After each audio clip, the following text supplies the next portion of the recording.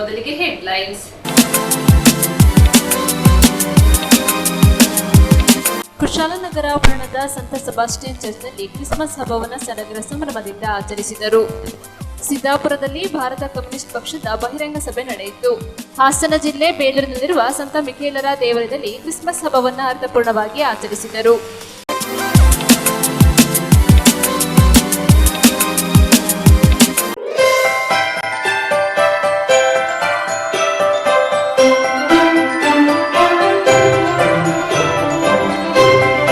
ಭಾರತದ ಅತಿದೊಡ್ಡ ವಸ್ತು ಪ್ರದರ್ಶನ Sahara arts and crafts exhibition cum sale. ಇಲ್ಲಿ ಎಲ್ಲ ರೀತಿಯ ಕರಕುಶಲ ವಸ್ತುಗಳು, ಗೃಹಾಲಂಕಾರ ವಸ್ತುಗಳು, ಪುರುಷ ಮಹಿಳೆಯರ ವಸ್ತ್ರಗಳು ಹಾಗೂ ರುಚಿಕರವಾದ ಪಾರಂಪರಿಕ ತಿಂಡಿಗಳು ಎಲ್ಲವೂ ಒಂದೇ ಸೂರಿನಲ್ಲಿ ಲಭ್ಯವಿದ್ದು, ಸ್ಥಳ ಓಪನ್ ಗ್ರೌಂಡ್ ಆಕ್ಸಿಸ್ ಬ್ಯಾಂಕ್ ಎದುರು, ಮಾರ್ಕೆಟ್ ರಸ್ತೆ, ಕುಶಾಲನಗರ. ದಿನಾಂಕ ಇದೇ ಡಿಸೆಂಬರ್ 12ನೇ ತಾರೀಕಿಂದ 11 ಜನವರಿ 2026ರವರೆಗೆ. ಸಮಯ ಬೆಳಗ್ಗೆ 10:30ರಿಂದ ರಾತ್ರಿ 9:30ರವರೆಗೆ. ಪ್ರವೇಶ ಸಂಪೂರ್ಣವಾಗಿ ಉಚಿತವಾಗಿದ್ದು, ಈ ಮಹಾವಸ್ತು ಪ್ರದರ್ಶನಕ್ಕೆ ತಮ್ಮೆಲ್ಲರನ್ನು ಪ್ರೀತಿಯಿಂದ ಸ್ವಾಗತಿಸುತ್ತೇವೆ.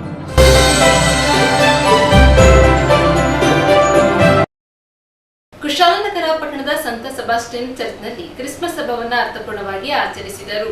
ಕುಶಾಲನಗರ ತಾಲೂಕಿನ ಪಟ್ಟಣದ ಸಂತ ಸೆಬಾಸ್ಟಿಯನ್ ಚರ್ಚ್ನಲ್ಲಿ ಕ್ರಿಸ್ಮಸ್ ಹಬ್ಬವನ್ನು ಸಡಗರ ಸಂಭ್ರಮದಿಂದ ಆಚರಿಸಿದರು.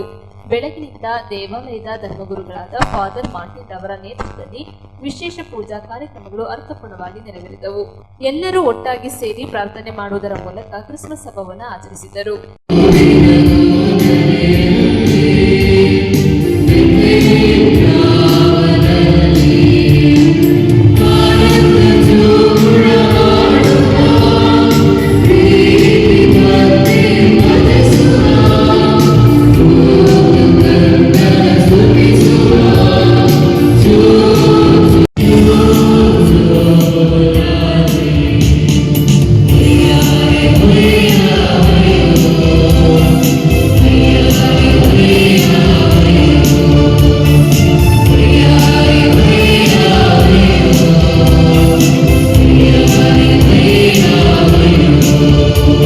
ಬಂಧುಗಳೇ, ಇಂದು ನಾವು ಕ್ರಿಸ್ಮಸ್ ಹಬ್ಬವನ್ನು ಆಚರಣೆ ಮಾಡುವಾಗ ಈ ಹಬ್ಬ ಎಲ್ಲರನ್ನ ಒಟ್ಟುಗೂಡಿಸುತ್ತದೆ, ಐಕ್ಯತೆಗೊಳಿಸುತ್ತದೆ.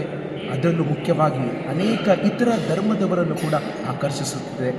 ಆದ್ದರಿಂದ ಈ ಹಬ್ಬವನ್ನು ಆಚರಣೆ ಮಾಡುವಾಗ ನಿಮ್ಮೆಲ್ಲರಿಗೂ ಕೂಡ ಕ್ರಿಸ್ತ ಜಯಂತಿಯ ಶುಭಾಶಯಗಳು, ಶುಭಾಶಯಗಳು, ಶುಭಾಶಯಗಳು. ಸಮಸ್ತ ಜನತೆಗೆ ಕ್ರಿಸ್ಮಸ್ ಹಬ್ಬದ ಆರ್ಥಿಕ ಶುಭಾಶಯಗಳು. ಬಾಲೇಸುವಿನ ಜನನ, ಭೂಲೋಕಕ್ಕೆ ಸುದಿನ. ಈ ಹಬ್ಬ ಮನುಕುಲದ ಹಬ್ಬ. ಜಾತಿ, ಧರ್ಮ, ಕುಲ, ಗೋತ್ರಗಳನ್ನು ಮರೆತು ನಾವೆಲ್ಲರೂ ಸಹೋದರ ಸಹೋದರಿಯರೆಂಬುದಾಗಿ ದೇವರು ಮಾನವರಾದಂಥ ಈ ಹಬ್ಬ ಒಂದು ದೈವಿಕ ಹಬ್ಬ. ಇಂದು ನಮ್ಮ ಎಲ್ಲ ಸಮಾಜದ ಸಹೋದರ ಸಹೋದರಿಯರಿಗೂ ಶಾಂತಿ, ಸಮಾಧಾನ, ಸೌಖ್ಯವನ್ನು ಕೋರುತ್ತಾ ನಿಮಗೆಲ್ಲರಿಗೂ ಕ್ರಿಸ್ಮಸ್ ಹಬ್ಬದ ಶುಭಾಶಯಗಳು. ದೇವರು ನಿಮ್ಮೆಲ್ಲರನ್ನು ಆಶೀರ್ವದಿಸಲಿ. ನಮಸ್ಕಾರ.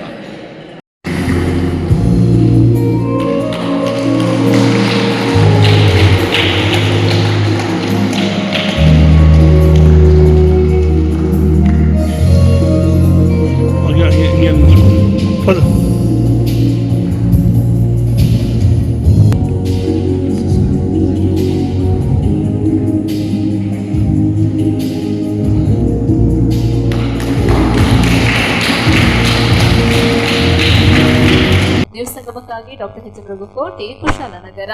ಸಿದ್ದಾಪುರದಲ್ಲಿ ಭಾರತ ಕಮ್ಯುನಿಸ್ಟ್ ಪಕ್ಷದ 3ನೇ ವರ್ಷದ ಶತಮಾನೋತ್ಸವದ ಜಾಥಾ ನಡೆಯಿತು.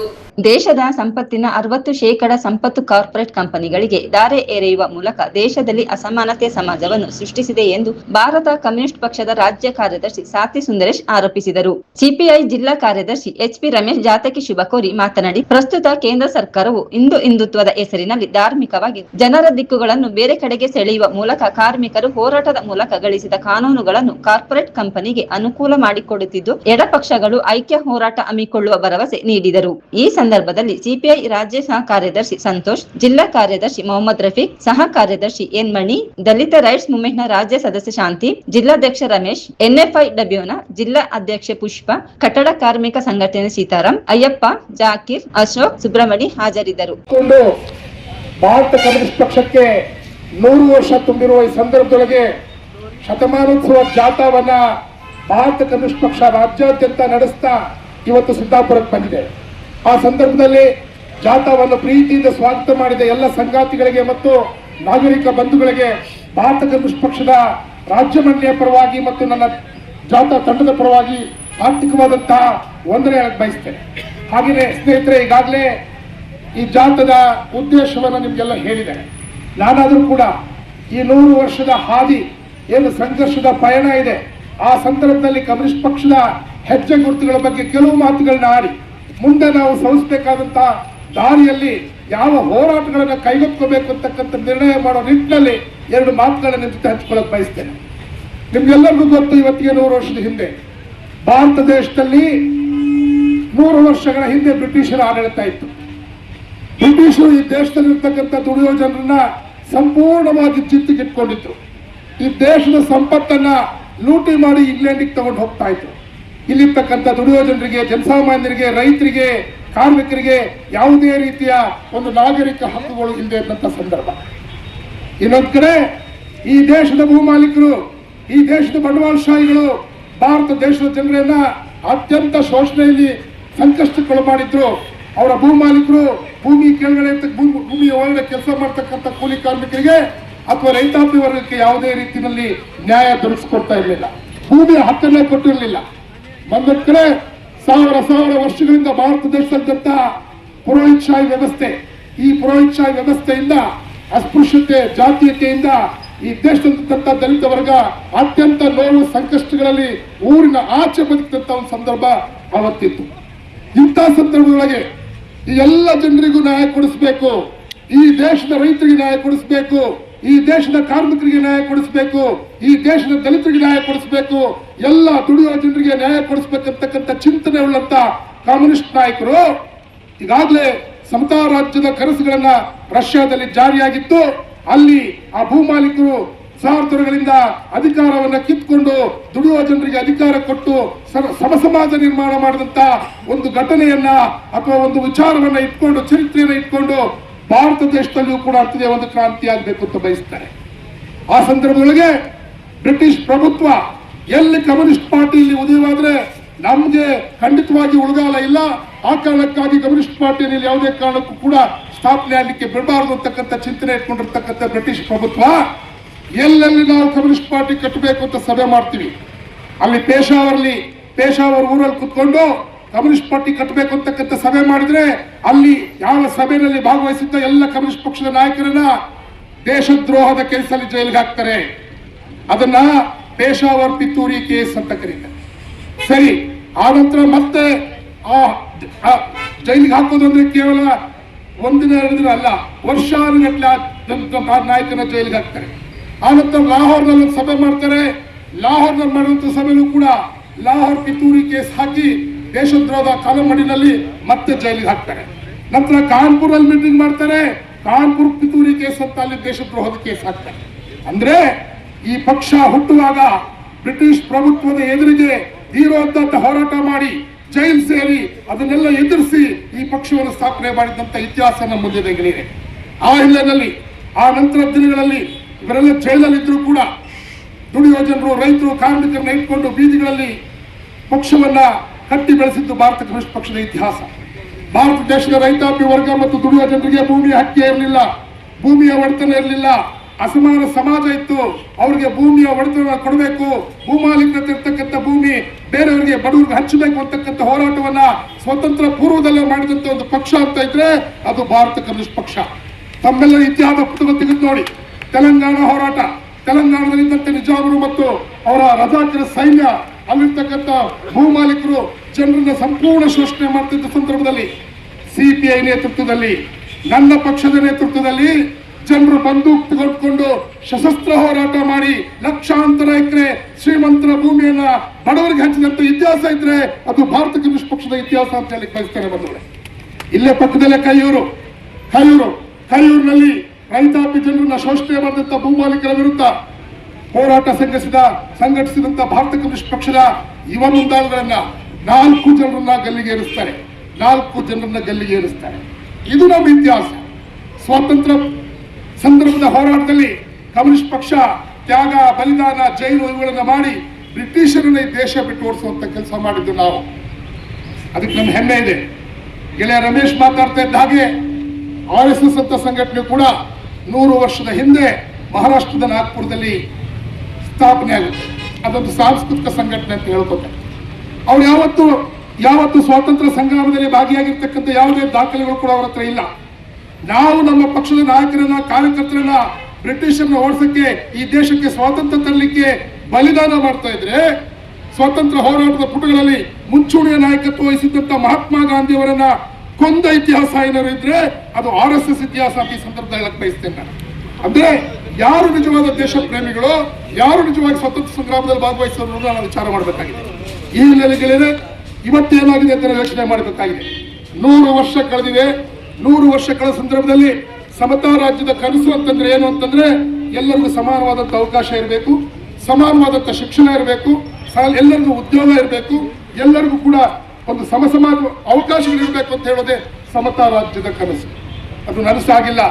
ಇವತ್ತೇನಾಗಿದೆ, ನಾವು ಸಮಾಜ ನಿರ್ಮಾಣ ಮಾಡಬೇಕು ಅಂತ ಹೇಳ್ತಾ ಇದ್ರೆ ಕೇಂದ್ರದಲ್ಲಿರ್ತಕ್ಕಂಥ ಬಿಜೆಪಿ ಸರ್ಕಾರ, RSS ಬೆಂಬಲಿತ ಬಿಜೆಪಿ ಸರ್ಕಾರ ಇವತ್ತು ಈ ದೇಶದ ನೆಲ, ಜಲ, ಸಂಪತ್ತು, ಸಾರ್ವಜನಿಕ ವಲಯದ ಉದ್ದಿಮೆಗಳು, ರಸ್ತೆಗಳು, ಹಾಗೆಯೇ ಏರ್ಪೋರ್ಟ್ಗಳು, ಬಂದರುಗಳು ಇವ್ರನ್ನೆಲ್ಲ ನೇರವಾಗಿ ಅದಾನಿ, ಅಂಬಾನಿ ಮತ್ತು ಅವ್ರ ಪಟಾಲಂಗೆ ದಾರಿ ಎರಿತಾ ಇದ್ದಾರೆ. ನಾಗರಿಕ ಬಂಧುಗಳೇ ಹಾಗೂ CPIನ 100ನೇ ವರ್ಷದ ಶತಮಾನೋತ್ಸವ ಜಾಥಾ ಈಗಾಗಲೇ ಮಾತಾಡಿದಂಥ ಸಂಗಾತಿ ತಮ್ಮ ಮುಂದೆ ವಿಸ್ತಾರವಾಗಿ ಪ್ರಸ್ತಾಪ ಮಾಡಿದ್ದಾರೆ. ಈ ಜಾಥಾದ ಕ್ಯಾಪ್ಟನ್ CPIನ ರಾಜ್ಯ ಕಾರ್ಯದರ್ಶಿಯಾಗಿರುವಂಥ ಸಂಗಾತಿ ಸಾತಿ ಸುಂದರೇಶ್ ಅವರೇ ಹಾಗೂ ಜಾಥಾದಲ್ಲಿರುವಂಥ ಎಲ್ಲ ಒಡನಾಡಿ ಸಂಗಾತಿಗಳೇ ಹಾಗೂ CPIನ ಜಿಲ್ಲಾ ಕಾರ್ಯದರ್ಶಿಯಾಗಿರುವಂಥ ರಫೀಕ್ ನವಲ್ಗುಂದರ್ ಅವರೇ ಹಾಗೂ ನನ್ನೆಲ್ಲ ಆತ್ಮೀಯ ಸಂಗಾತಿಗಳು. ನ್ಯೂಸ್ ಸಂಗಮಕ್ಕಾಗಿ ಡಾಕ್ಟರ್ HM ರಘುಕೋಟಿ, ಕುಶಾಲನಗರ. ಬೇಲೂರಿನ ಸಂತ ಮಿಖೇಲರ ದೇವಾಲಯದಲ್ಲಿ ಕ್ರಿಸ್ಮಸ್ ಹಬ್ಬವನ್ನು ಶ್ರದ್ಧಾ ಭಕ್ತಿಯಿಂದ ಆಚರಿಸಿದರು. ಹಾಸನ ಜಿಲ್ಲೆ ಬೇಲೂರಿನಲ್ಲಿರುವ ಸಂತ ಮಿಖೇಲರ ದೇವಾಲಯದಲ್ಲಿ ಕ್ರಿಸ್ಮಸ್ ಹಬ್ಬವನ್ನು ಅರ್ಥಪೂರ್ಣವಾಗಿ ಆಚರಿಸಲಾಯಿತು. ಚರ್ಚ್ ಆವರಣವನ್ನು ಶೃಂಗರಿಸಿ ಏಸು ಕ್ರಿಸ್ತರ ಪ್ರತಿಮೆ ಮುಂಭಾಗದಲ್ಲಿ ಪ್ರಾರ್ಥನೆ ಸಲ್ಲಿಸಲಾಯಿತು. ಏಸು ಕ್ರಿಸ್ತರ ಬದುಕು ಮತ್ತು ಜೀವನ ಶೈಲಿಯ ವಿವಿಧ ಮಜಲುಗಳನ್ನ ಚಿತ್ರಾಕೃತಿ ಮೂಲಕ ಪ್ರದರ್ಶಿಸಲಾಯಿತು. ಚರ್ಚಿಗೆ ಆಗಮಿಸಿದ ನೂರಾರು ಭಕ್ತರು ವೀಕ್ಷಣೆ ಮಾಡಿ ಸಂತಸ ವ್ಯಕ್ತಪಡಿಸಿದರು. ಆಗಮಿಸಿದ ಭಕ್ತರಿಗೆ ಸಿಹಿ ಹಂಚಲಾಯಿತು.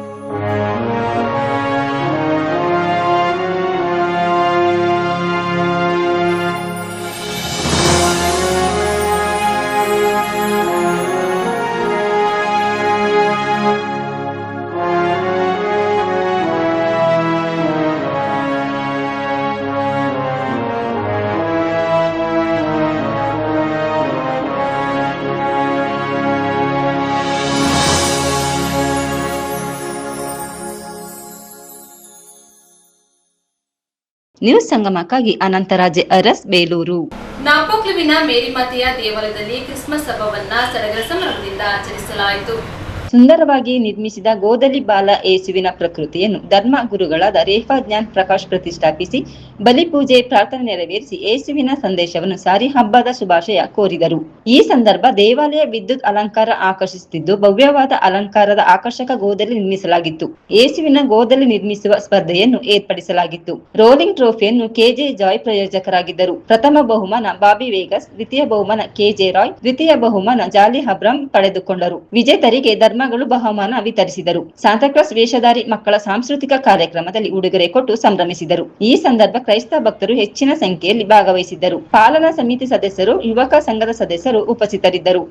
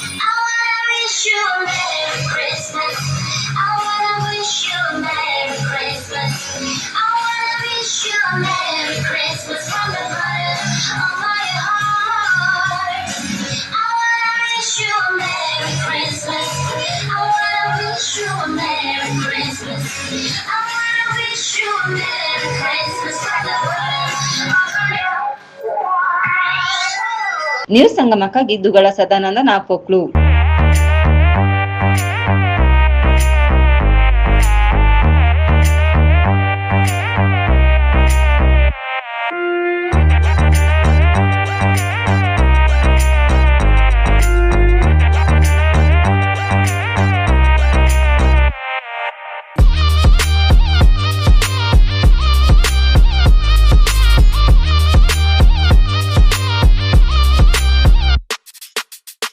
ಕೊನೆಯಲ್ಲಿ ಮತ್ತೊಮ್ಮೆ ಹೆಡ್ಲೈನ್ಸ್. ಕುಶಾಲನಗರ ಪಟ್ಟಣದ ಸಂತ ಸೆಬಾಸ್ಟಿಯನ್ ಚರ್ಚ್ನಲ್ಲಿ ಕ್ರಿಸ್ಮಸ್ ಹಬ್ಬವನ್ನು ಸಡಗರ ಸಂಭ್ರಮದಿಂದ ಆಚರಿಸಿದರು. ಸಿದ್ದಾಪುರದಲ್ಲಿ ಭಾರತ ಕಮ್ಯುನಿಸ್ಟ್ ಪಕ್ಷದ ಬಹಿರಂಗ ಸಭೆ ನಡೆಯಿತು. ಹಾಸನ ಜಿಲ್ಲೆ ಬೇಲೂರಿನಲ್ಲಿರುವ ಸಂತ ಮಿಕೇಲರ ದೇವಾಲಯದಲ್ಲಿ ಕ್ರಿಸ್ಮಸ್ ಹಬ್ಬವನ್ನು ಅರ್ಥಪೂರ್ಣವಾಗಿ ಆಚರಿಸಿದರು.